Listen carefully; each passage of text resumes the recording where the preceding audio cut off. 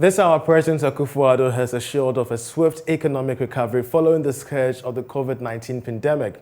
In a national address, the president expressed that economic recovery measures are in place. Take a listen. In the face of the current difficulties confronting our nation, I admonish all of us to be inspired and guided by this promise of salvation.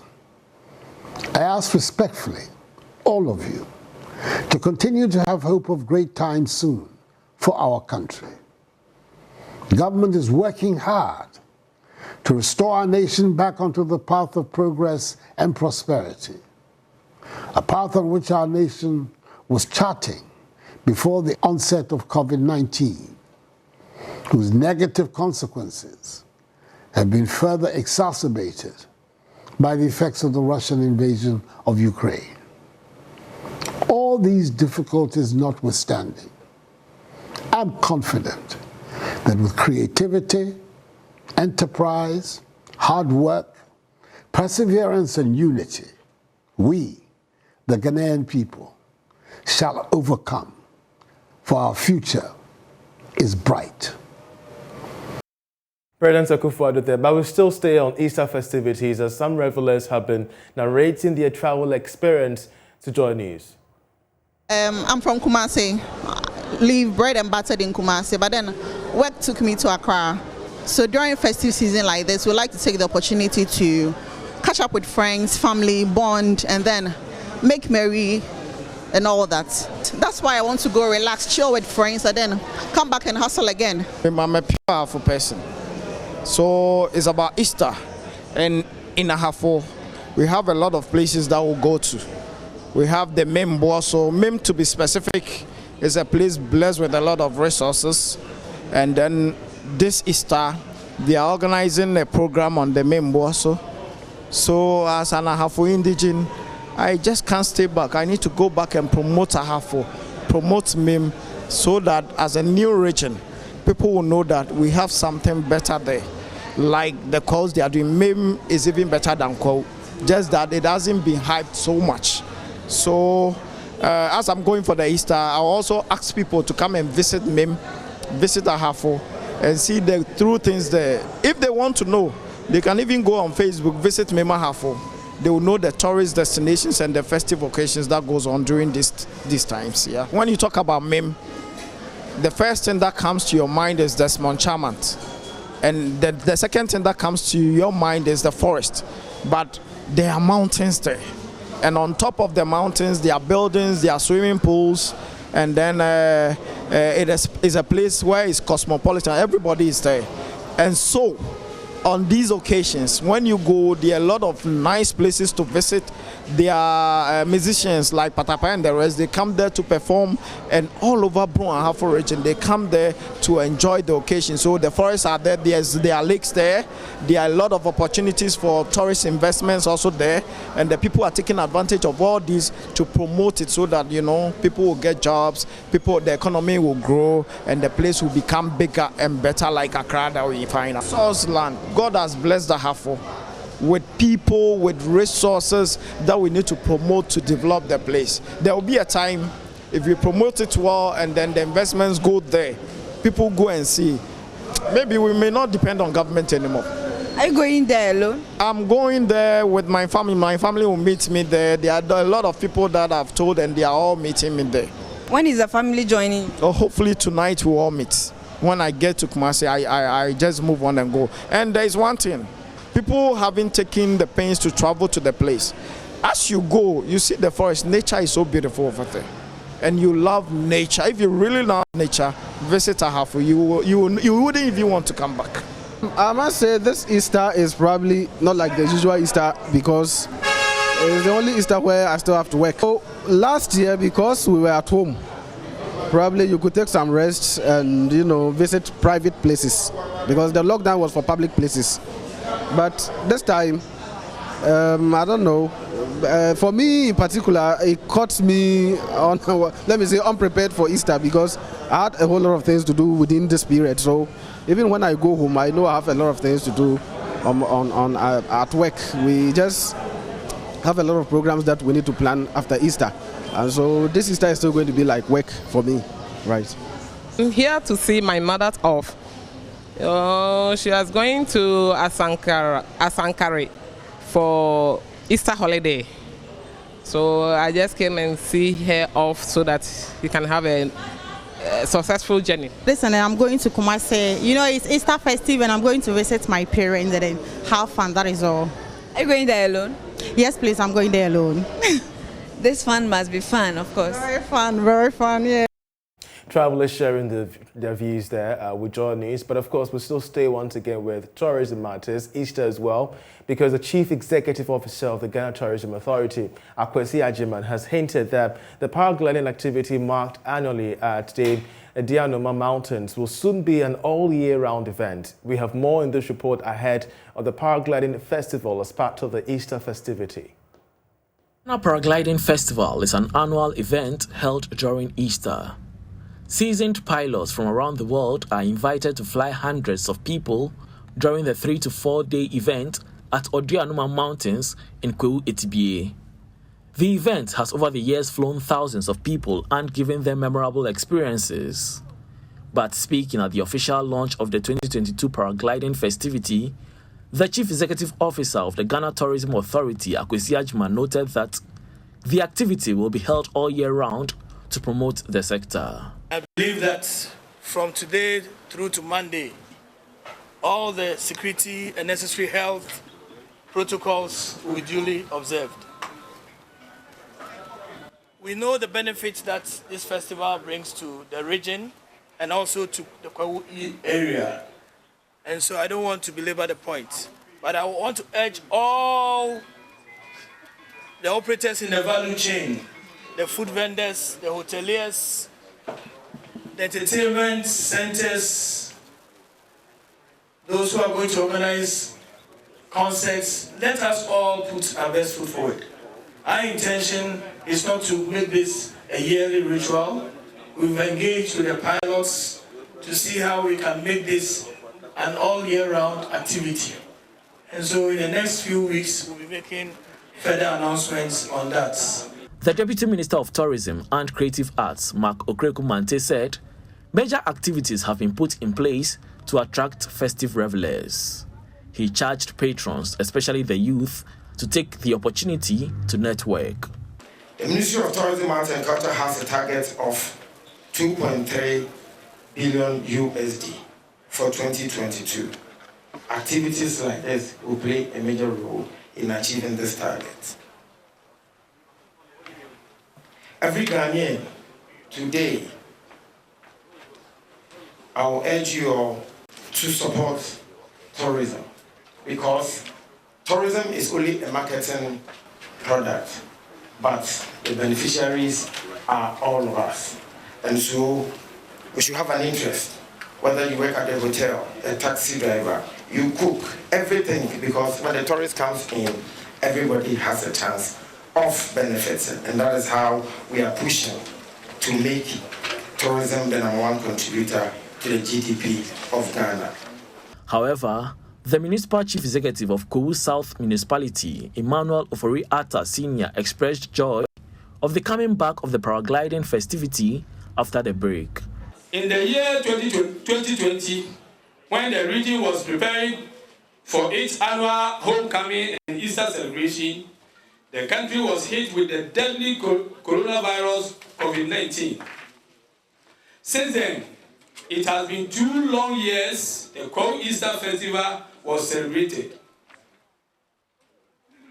The local economy of the region, especially those of Kwewu East, Kwewu South, Kwewu West assemblies, took a nosedive to the suspension of Easter Festival.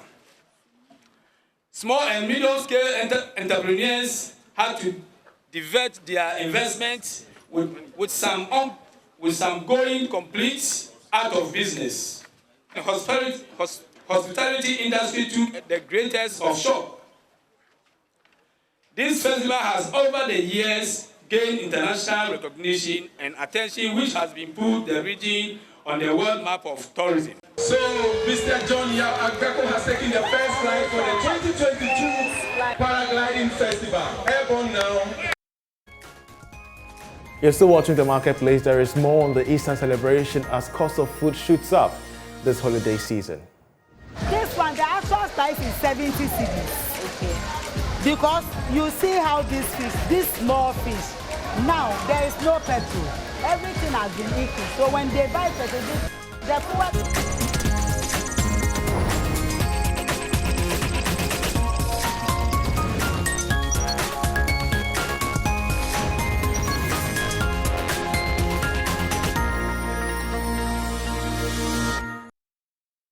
Now, over the years, the buzz ahead of festive season, especially for Easter, has dwindled. Fishmongers at Kaneshi Market are lamenting about the low patronage of fresh fish this Easter.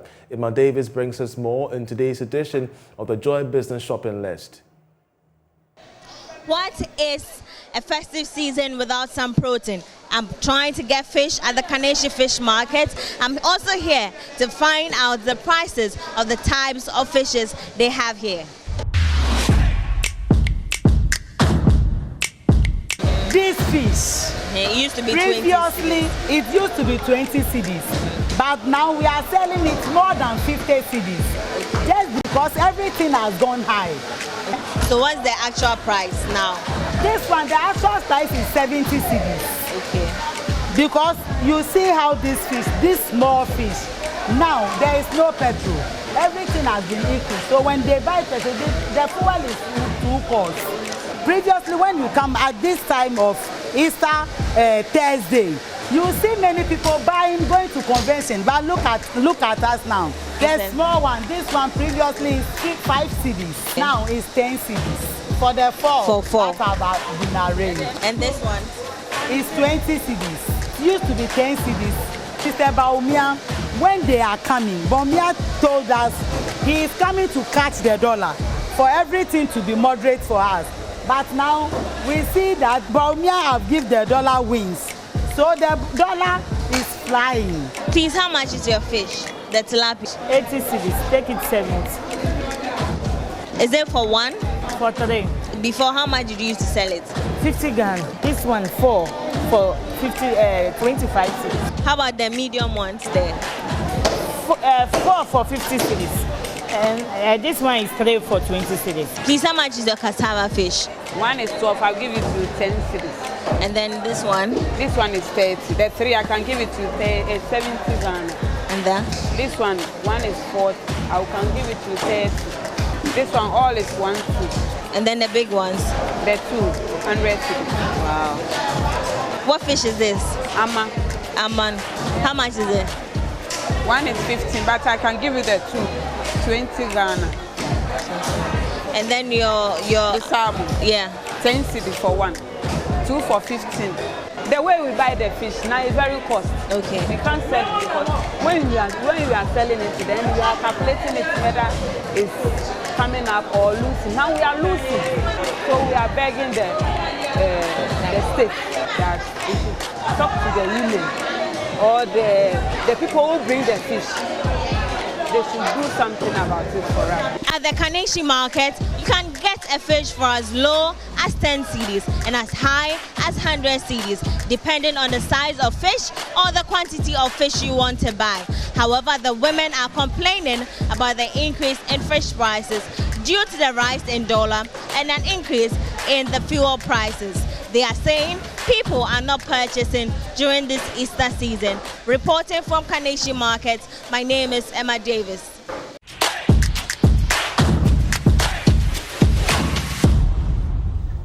And that was Emma Davis there with that report gauging the economy of foodstuffs across some market centers in the capital this Easter season. But away from Easter, on the 1st of May, the government will fully implement the electronic transaction levy of 1.5%. Now, the move is for this controversial levy, as it were, is to increase tax to GDP and fund various government initiatives. But there could be a risk for entrepreneurs and tech-based startups who say the levy will rip them off their profits. In this special report, I interrogate the impact the levy may cause young startups. Take a look. It's been 4 years since Selassie Jikunu founded the Delzi Shop, an e-commerce outlet with consumers mainly in the diaspora. But COVID came and her profits tanked. We've been operating for the past 4 years now, and we've been providing or servicing mostly people in the diaspora with authentic Ghanaian beauty care products. So they visit our website and they place their order, we process it and then deliver it to them. So basically that's what we've been doing. We have a staff strength, before COVID we had a staff strength of about 7. But during COVID, we had to lay some of them off, and now we're down to about 5. Selassie may have survived the ravages of the COVID-19 pandemic, but she fears the introduction of the 1.5% e-levy will prove tough for startups like hers that are heavily dependent on mobile money transactions. We haven't been able to come up with how we're going to encourage our customers to still use our digital platform. I would say even before it has been accepted, clients have started telling us they will pay on delivery. Whereas we have spent the past 2 to 3 years trying to encourage them to make payments even before delivery. It's like now we're taking 5 steps back after we've taken like 2 steps forward or something. So even last week it was very difficult for my staff and I, the sales lead. She just kept complaining about how now clients are insisting on cash. So it's like we're going back to the cash system, and then it's sort of making it look like efforts down the drain, putting together a website, investing so much money into technology and mobile payments and card payments, and now we have to revert to using cash. It's tough. Whereas some economists have lauded the electronic transaction levy as a necessary evil, others insist the timing and form of the levy could cripple small enterprises like Selassie's that are heavily dependent on electronic transactions. But why and how? I put this question to Dr. John Kwachi, Director of Research at the Institute of Economic Affairs, IEA. We have consistently said that there are so many loopholes in our tax system, and we have, mentioned them.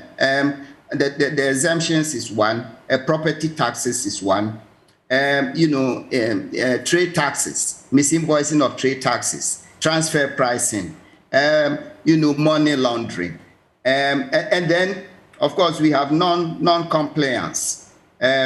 It's also another area, and there's been estimates, projections that say that if all these loopholes were to be plugged, we could add something like 10 percentage points, to the current, our tax to GDP ratio, which hovers just around 12%. But why these loopholes are not being plugged, that's something that I don't get it. Sometimes it takes a political will to be able to do these things. It's going to be a cost that the business has to absorb. It means that our capital will dwindle, of course, but it would also mean that to be able to stay afloat, we either have to inject more capital or we have to look at other means of raising funding. Going for a bank loan is not an option, so don't ask me, because the bank policy rate is already off the roof and it's not a place we're interested in looking at, because cost of borrowing obviously has gone high. We're looking at other means like grant opportunities.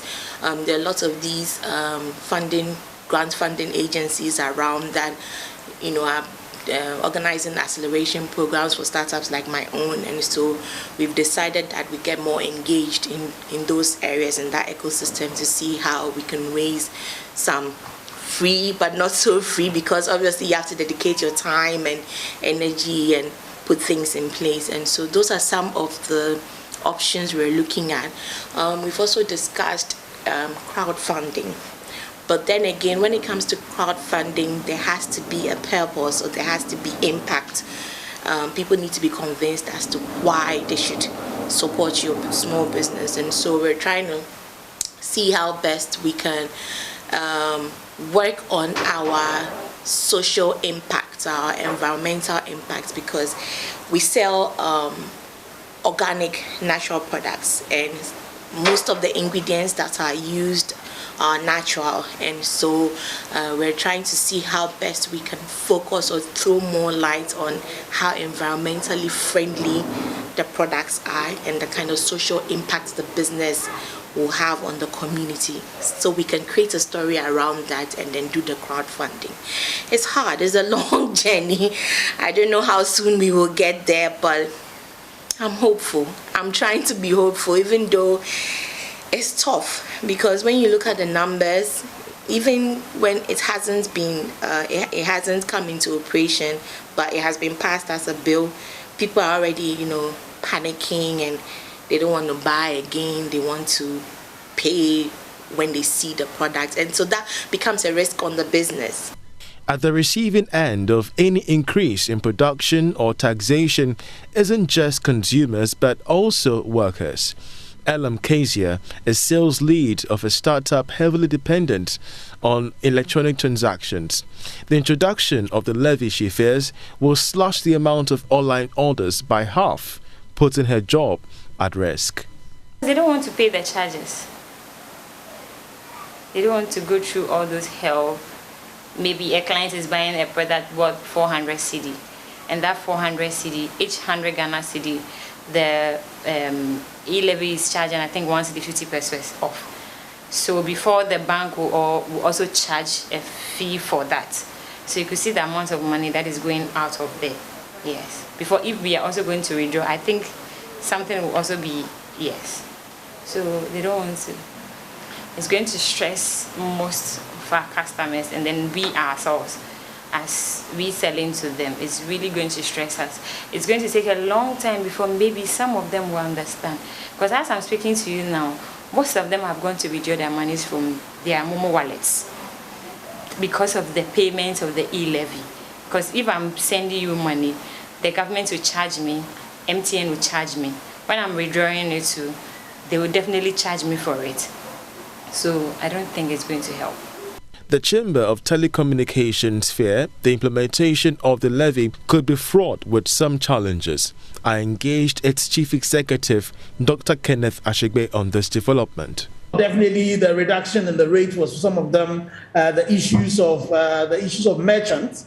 Merchant payments was also one of them. We thought that merchant payments were in the nascent stages, and this was not a time to also be applying the levies on that, and the government could rather use that to rake in a lot more revenues. That was taking. We also, some of the issues that we raised were the issues of the cap, And that's a report on how some startups are really lamenting the impact of a levy on their profit margins. That's how we end this edition of The Marketplace, but we'll leave you with tidbits on Funded. Take a look.